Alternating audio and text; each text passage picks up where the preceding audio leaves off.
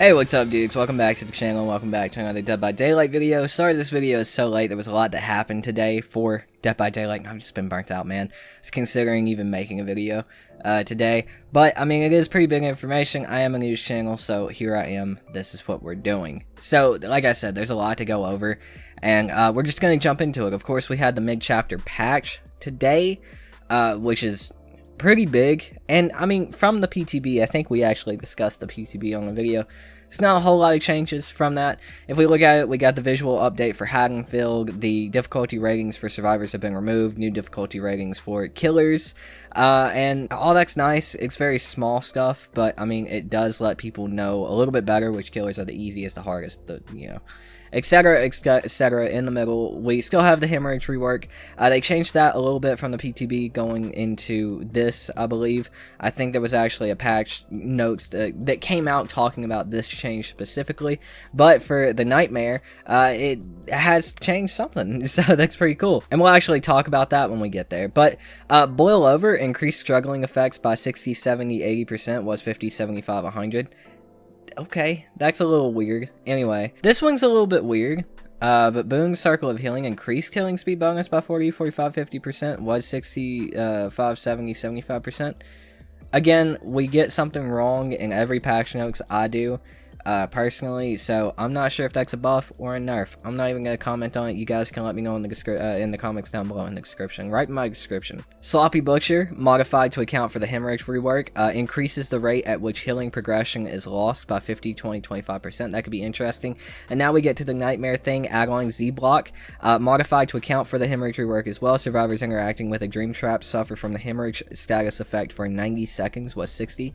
So that's pretty good. And now the Legion. We're not going to go over every single one of these changes because there's just way too many. The thing, it's a good killer now. The Legion as a whole are good killers now. I like to say killers because there are multiple, even though they do the same thing. They changed a lot of stuff. They did a lot of things with the add-ons, and overall, if you guys want to read it, of course the link will be in the description to go read all of this, but I'll give you guys my overall opinion on it instead of sitting here and listing it all off. I really like it. I think the Legion was already fun to play, even though they were bad. It was an uphill battle, but they were still a very fun, interesting, unique killer, and they look like they're just still that, but better now. So a little bit more fun because it's not as much of an uphill battle. In my opinion, you guys know my opinion, you're going up against the survivors, and the way the game is played right now, it's always going to be an uphill battle unless you're playing like the top 3 best killers, which not everybody likes to do that. So taking a little bit of the edge off here is great in my opinion. So a lot of people, including myself, are going to have a lot more fun than they already were having playing the Legion. That's great.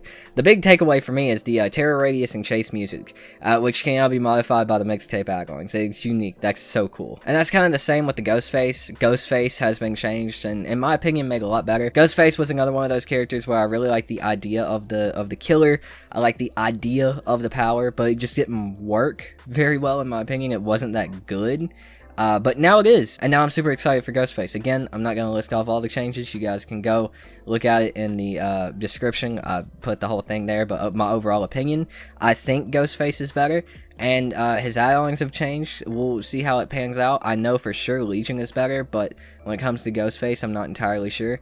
Probably. I didn't play the PTB, dog bark, but I am super excited for Ghostface now. I'm super excited to try him out. The only thing I heard that's still bad is his terror radius and chase music. It's unique, but it was also super annoying and gave people a headache, and they didn't change that, so that's not very good. And of course, there's just a metric shit ton of bug fixes. As always, this game just has a ton of bugs, so of course there's going to be a ton of bug fixes, but now we're moving on to the next piece of information. Next up, we do have a new collection of skins released. The Spring Ensemble, we got a skin for Blight, we got a skin for Michaela, we got a skin for the Artist, and in my personal opinion, all of these skins are pretty sick. I like them all. If I had to pick one that I like the most, it would probably be Michaela's, but if I had to pick between the two killers, it would more than likely be the Artist. I still like the Artist, even though I don't think she's as good as everybody else thought she was.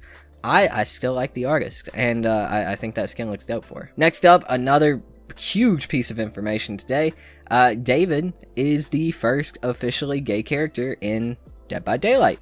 That's cool. Awesome. In my personal opinion, I was really excited that they were going to craft a character from the ground up.